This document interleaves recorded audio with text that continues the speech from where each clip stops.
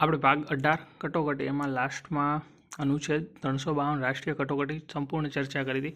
તો હવે આપણે બાકી બે કટોકટી રહી છે, તો બંધારણીય કટોકટી અને નાણાકીય કટોકટી. બંધારણીય કટોકટી છે ને એની સાથે સાથે આપણે રાજકીય કટોકટી અનુચ્છેદ 365માં છે એને પણ થોડી જોઈ લઈશું. તો સૌથી પહેલાં તો બંધારણીય કટોકટી અનુચ્છેદ કયો છે? 356 છે. રાજ્ય બંધારણના આદેશોનું પાલન ન કરે ત્યારે રાજ્યપાલ રાષ્ટ્રપતિને ભલામણ કરે ત્યારે રાષ્ટ્રપતિ આ રાજ્યમાં બંધારણીય કટોકટી લાદી શકે. સાવ સિમ્પલ છે કે રાજ્ય બંધારણનો આદેશોનું પાલન ન કરે. હવે જો અહીંયા છે ને બંધારણીય કટોકટીમાં શું કીધું કે રાજ્ય બંધારણના આદેશોનું પાલન ન કરે ત્યારે રાજ્યપાલ કોણ કરશે? રાજ્યપાલ. કેમ? રાષ્ટ્રપતિની ભલામણ કરે ત્યારે. કેમ કે રાષ્ટ્રપતિને તો ન ખબર હોય ને કે કયા રાજ્યમાં રાજ્યનું પાલન થતું નથી, એટલા માટે તો લાદી શકાય. બંધારણમાં આ પરિસ્થિતિ માટે કટોકટી શબ્દનો ઉલ્લેખ નથી. જો બંધારણમાં ક્યાંય કટોકટી નથી લખેલું, પણ એના માટે શું છે? કટોકટી. આ કટોકટીને રાષ્ટ્રપતિ શાસન એવું લોકપ્રિય નામ અપાયેલું છે. કેમ કે રાષ્ટ્રપતિનું શાસન આવી જાય એટલા માટે. સંસદની મંજૂરી અને સમયગાળો. તો જો જાહેર થયાના 2 મહિનામાં સંસદના બંને ગૃહોમાંથી મંજૂરી સામાન્ય બહુમતી, સંસદના બંને ગૃહ એટલે કે લોકસભા અને રાજ્યસભામાંથી બંનેમાંથી સામાન્ય બહુમતી મળવી જોઈએ. જો લોકસભા વિસર્જિત હોય તેવા સમયે ઘોષણા થઈ હોય અથવા જાહેર થયાના 1 મહિના કટોકટીને મંજૂરી આપ્યા વગર જો લોકસભાનું વિસર્જન થાય તો આવી ઘોષણા નવી લોકસભાની રચના બાદ તેની પહેલી બેઠકથી 30 દિવસ સુધી અમલમાં રહેશે. શરત છે કે રાજ્યસભાએ મંજૂરી આપી હોય જોઈએ. તો આ વસ્તુ આપણે સમજી ગયા છીએ કાંઈ છે અને બંધારણીય કટોકટીની જાહેરાત થઈ ગઈ. 2 મહિના જાહેરાત થઈ ગઈ. એમાં શું થયું? તો લોકસભા કાં તો હતી જ નહીં, અને હતી નહીં તો એને મંજૂરી આપ્યા પહેલાં શું થઈ ગયું? વિસર્જિત થઈ ગઈ એવું કહેવા માંગે છે. તો શું થશે? તો પછી છે ને આ બંધારણીય કટોકટી છે ને એને રાજ્યસભાની જો મંજૂરી મળી જાય તો પછી નવી સંસદ બેઠી જાય 1 મહિના સુધી પ્રથમ બેઠકથી ત્યાં સુધી આ કટોકટીનો અમલ ચાલુ થઈ જશે અને પછી પાછું એમાંથી મંજૂરી લેવી પડશે. રાજ્યસભાની તો મંજૂરી આવી ગયા છે તો જ થશે, ન આપી હોય તો થઈ શકે નહીં.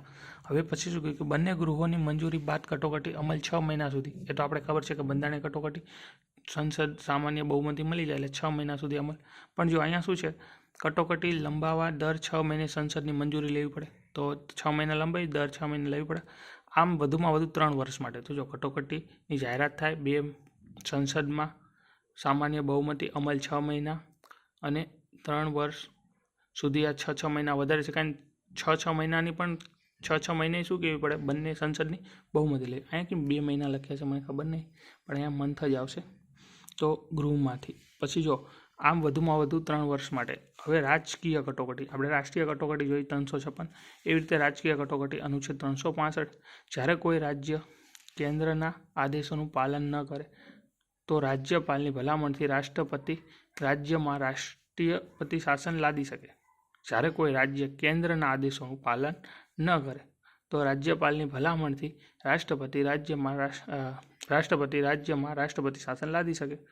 એક્ઝામ્પલ તરીકે મણિપુર છે. હવે જો નોટ્સ 44મો સુધારો 1978માં એવું કીધું કે રાષ્ટ્રપતિ શાસન વર્ષ, આ એક આખું અલગ જ છે, આ ભાગમાં નથી આવતું અત્યારે, અહીંયા ક્યાંય નથી આવતું ઉલ્લેખનો.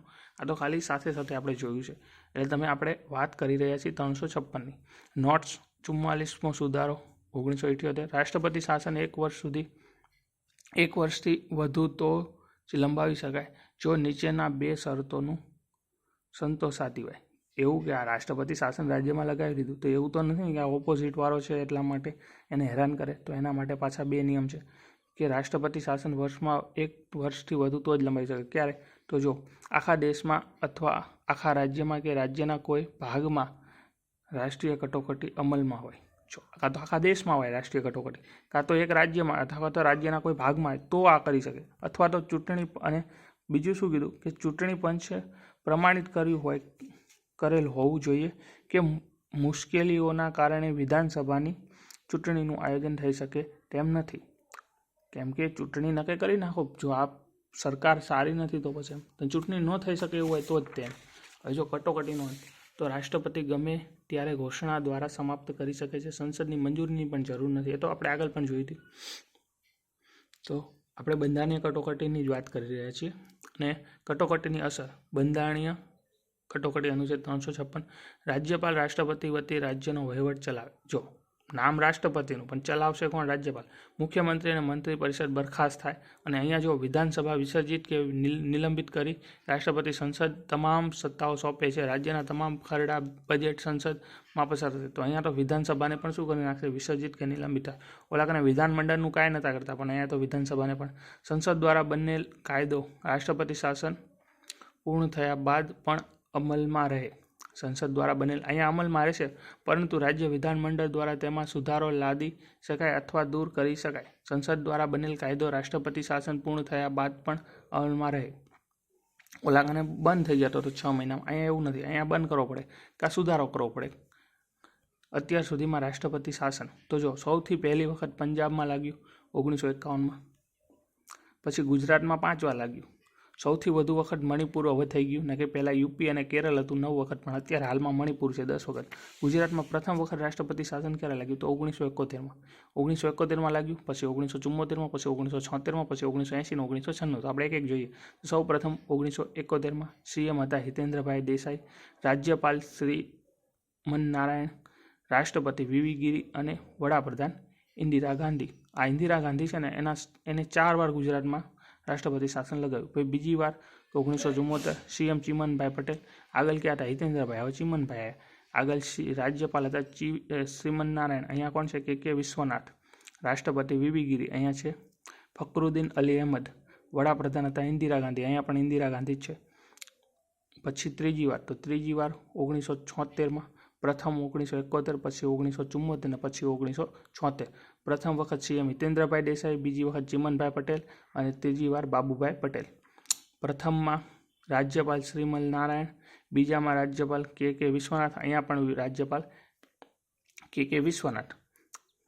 પ્રથમમાં રાષ્ટ્રપતિ વીવી ગિરી, બીજામાં રાષ્ટ્રપતિ ફખરુદ્દીન અલી અહેમદ અને અહીંયા પણ ત્રીજામાં પણ રાષ્ટ્રપતિ ફખરુદ્દીન અલી અહેમદ. તો કે વિશ્વનાથ અને ફખરુદ્દીન અલી અહેમદ આ બંનેમાં કેટલી વાર રાષ્ટ્રપતિ શાસન લાગ્યું? 2 વાર.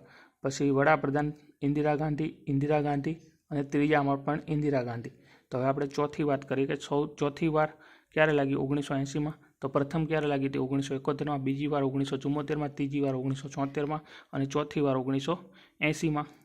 પ્રથમ વાર લાગી ત્યારે હિતેન્દ્રભાઈ દેસાઈ, બીજી વાર લાગી ત્યારે ચિમનભાઈ પટેલ સીએમ હતા, ત્રીજી વારમાં બાબુભાઈ પટેલ સીએમ હતા અને ચોથી વારમાં પણ બાબુભાઈ પટેલ. તો અહીંયા 2 વાર સીએમમાં લાગી એવા કોણ આવી ગયા? બાબુભાઈ પટેલ.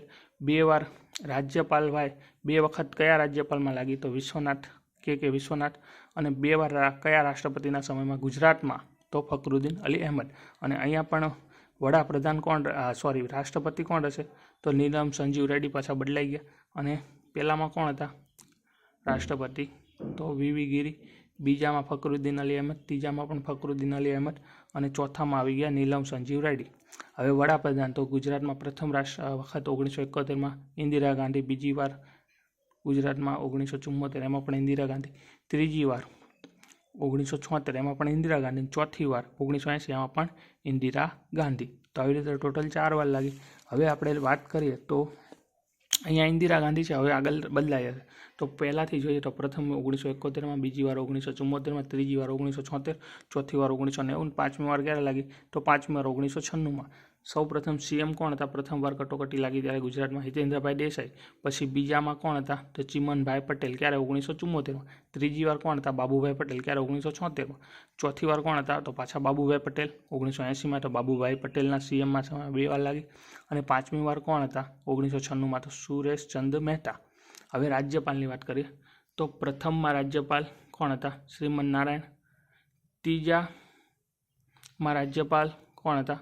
તો બીજા અને ત્રીજા બંનેમાં કોણ હતો? કે વિશ્વનાથ.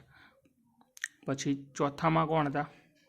તો શારદા મુખર્જી. અને પાંચમામાં આવી ગયા કૃષ્ણપાલ સિંહ. એવી જ રીતે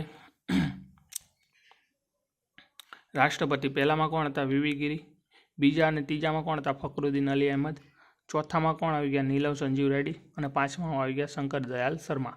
હવે લાસ્ટ વડાપ્રધાન તો 1 થી 4માં કોણ હતા? ઇન્દિરા ગાંધી. અને પાંચમામાં કોણ આવી ગયા? HD દેવગૌડા. તો આવી રીતે ગુજરાતમાં કેટલી 5 વાર રાષ્ટ્રપતિ શાસન લાગી? 1971, 74, 76 અને 80. આ ચારેયમાં ઇન્દિરા ગાંધી હતા. 96માં હતા HD દેવગૌડા. ગુજરાતમાં કયા રાજ્યપાલના સમયમાં સૌથી વધુ વખત રાષ્ટ્રપતિ શાસન લાગ્યું? તો કે વિશ્વનાથ. ક્યારે? તો 1974 1976. ગુજરાતમાં કયા રાષ્ટ્રપતિ સમયમાં સૌથી વધુ વખત રાષ્ટ્રપતિ શાસન લાગ્યું? તો ફખરુદ્દીન અલી અહેમદ. ક્યારે? 74 76. ગુજરાતમાં સૌથી વધુ વખત રાષ્ટ્રપતિ શાસન કયા મુખ્યમંત્રીના સમયમાં લાગ્યું? તો બાબુભાઈ પટેલ 2 વખત. ક્યારે? 1976 ને 1980. ગુજરાતમાં સૌથી વધુ રાષ્ટ્રપતિ શાસન તો સીએમ કહે તો બાબુભાઈ પટેલ, રાજ્યપાલ કહે તો કે વિશ્વનાથ, રાષ્ટ્રપતિ કહે તો ફખરુદ્દીન અલી અહેમદ. ત્રણેયમાં કેટલી વાર? 2 વાર. પણ સીએમ પૂછે તો 76 80, પણ જ્યારે રાજ્યપાલને રાષ્ટ્રપતિ પૂછે તો 74 76 74 76, અને પીએમ પૂછે ઇન્દિરા ગાંધી તો 71 74 76 1980. ગુજરાતમાં પ્રથમ વાર ક્યારે લાગ્યું હતું? તો 1971. મોસ્ટ ટાઈમ બી થાય, કેમ કે સીએમ હતા પહેલી વાર લાગ્યું હતું ગુજરાતમાં 1971. એકડો આવ્યો પહેલી વાર. સીએમ હિતેન્દ્રભાઈ દેસાઈ, રાજ્યપાલ શ્રીમન નારાયણ, પીએમ કોણ હતા? ઇન્દિરા ગાંધી, અને રાષ્ટ્રપતિ હતા વીવી ગિરી. ફેક્ટ: ગુજરાતમાં સીએમ બાબુભાઈ પટેલના સમયમાં 1976 થી અને 1980 એમ 2 વખત રાષ્ટ્રપતિ શાસન લાગ્યું. ગુજરાતના રાજ્યપાલ કે વિશ્વનાથના સમયમાં 1974 76 2 વખત રાષ્ટ્રપતિ શાસન લાગ્યું. પીએમ ઇન્દિરા ગાંધીના શાસનમાં ગુજરાતમાં સૌથી વધુ 4 વખત રાષ્ટ્રપતિ શાસન લાગ્યું. અને રાષ્ટ્રપતિ ફખરુદ્દીન અલી અહેમદ શાસનમાં ગુજરાતમાં સૌથી વધુ 2 વખત રાષ્ટ્રપતિ શાસન લાગ્યું. તો અહીંયા રાષ્ટ્રપતિ શાસન પતી ગયું. હવે પહેલાં આપણે જોયું તો રાષ્ટ્રીય કટોકટી, પછી બંધારણીય કટોકટી, અને હવે આર્થિક એટલે કે નાણાકીય કટોકટી. સાવ એટલે સાવ નાની એવી છે. નાણાકીય કટોકટી કે સંસદની મંજૂરી અને સમયગાળો. તો જાહેરાત થયાના 2 મહિનામાં સંસદ બંને ગૃહોમાંથી મંજૂરી જરૂરી છે, અન્યથા શું થશે? રદ થશે. અત્યાર સુધી આપણે જોયું હતું 1 મહિનો 1 મહિનો 1 મહિનો, અહીંયા કેટલા આવી ગયા? 2 મહિના. લોકસભા વિસર્જિત હોય ત્યારે જાહેરાત થઈ હોય તો, અથવા તો જાહેરાત થયાના 1 મહિનામાં કટોકટીને મંજૂરી આપ્યા વગર જો લોકસભાનું વિસર્જન થાય તો આવી ઘોષણા થાય. આ તો વસ્તુ બધી જગ્યાએ રિપીટ થાય છે કે લોકસભા વિસર્જિત હોય ત્યારે, અથવા જો જાહેરાત થયાના મહિના વિસર્જિત થાય, નવી લોકસભાની પ્રથમ બેઠકથી 30 દિવસ સુધી શું થાય? ચાલે. પણ ક્યારે? જો રાજ્યસભાએ મંજૂરી આપી હોય તો. બંને ગૃહોમાંથી મંજૂરી મળતા અનિશ્ચિત સમયગાળા સુધી લંબાવી શકે. નાણાકીય કટોકટીમાં કેવું? એકવાર બંને ગૃહોએ મંજૂરી આપી દીધી ને પછી સંસદની મંજૂરી લેવાની જરૂર નથી. બીજી વાર સંસદના બંને ગૃહોએ એકવાર મંજૂરી આપી દીધી પછી નહીં. રાજ્યસભા લોકસભાએ એકવાર નાણાકીય કટોકટી મંજૂરી આપી દીધી પછી અનિશ્ચિત સમય સુધી લંબાવી શકાય છે. નાણાકીય કટોકટી અનુચ્છેદ 360 જાહેરાત થાય એના 2 મહિનામાં સંસદમાંથી સામાન્ય બહુમતી પછી અનિશ્ચિત સમય સુધી મંજૂરીની જરૂર પણ નથી. કટોકટીનો અંત તો ખબર છે, રાષ્ટ્રપતિ ગમે ત્યારે અન્ય ઘોષણા દ્વારા સમાપ્ત કરી શકે છે.